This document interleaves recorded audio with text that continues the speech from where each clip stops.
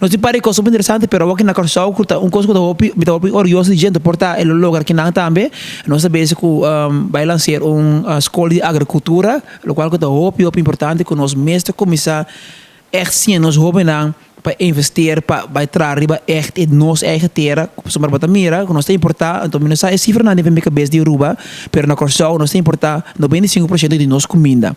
Isso é problema mais grande, mas se tu sem aí, por aí na infraestrutura, educação, nos zorg, então em vez de ser também, nós sei é outro lugar onde tinha guerra tu caminha, aqui não começa a ser na fronteira. Se não ser na fronteira, a comida está caro acaba. Não tem problema mais grande mesmo, normal. Se não sai cifra nada, Aruba permissar também, é problema que nós tínhamos que é um problema mundial.